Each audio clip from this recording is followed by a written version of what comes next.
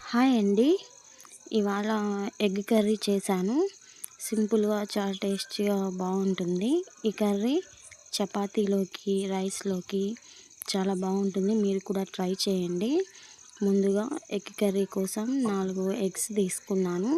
కొన్ని వాటర్ పోసి వాటిని గ్యాస్ మీద పెట్టి బాయిల్ చేసి పక్కన పెట్టుకున్నాను. ఇప్పుడు బాయిల్ చేసి పక్కన పెట్టుకున్న ఎగ్స్‌ని ఫ్రై చేయడం కోసం కొంచెం పసుపు, కారం, సాల్ట్ తీసుకొని ఒక బాండ్లీలో ఆయిల్ వేసి పసుపు, కారం, ఉప్పు వేసి ఎగ్స్‌ని వేయించి పక్కన పెట్టుకున్నాను. ఇప్పుడు ఎగ్ కర్రీలోకి మసాలా కోసం ఒక బాండ్లీ పెట్టుకొని 2 స్పూన్స్ ఆయిల్ వేసి కట్ చేసి పక్కన పెట్టుకున్న ఆనియన్స్‌ని డీప్‌గా ఫ్రై చేసుకున్నాను. ఇప్పుడు ఆనియన్స్ బ్రౌన్ కలర్లో రావాలి.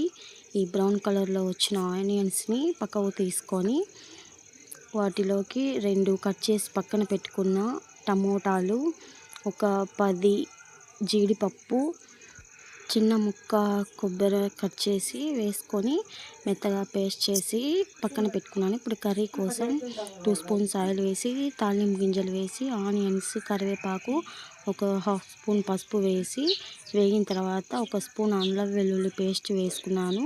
కట్ చేసి పక్కన పెట్టుకున్న మిర్చి వేసుకున్నాను. అవి వేగిన తర్వాత మనం పేస్ట్ చేసి పక్కన పెట్టుకున్నాం కదా, ఆ మసాలాను వేసుకున్నాను. ఇప్పుడు ఆ మసాలా కొంచెం వాటర్ యాడ్ చేసుకొని సాల్ట్ యాడ్ చేసుకొని మసాలాను బాగా వేగనివ్వాలి.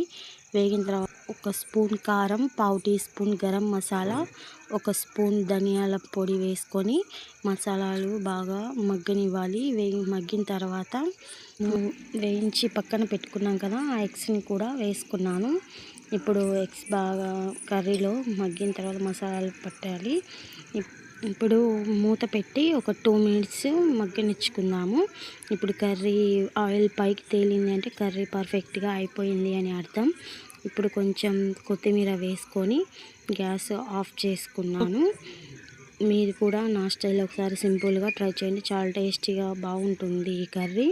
మీకు ఇలాంటి మరిన్ని వీడియోస్ కావాలి అంటే మా ఛానల్ని సబ్స్క్రైబ్ చేసుకోండి. మా వీడియోస్ని లైక్ చేయండి, షేర్ చేయండి మరిన్ని వీడియోస్ కోసం. Thank you for watching our video. Bye friends.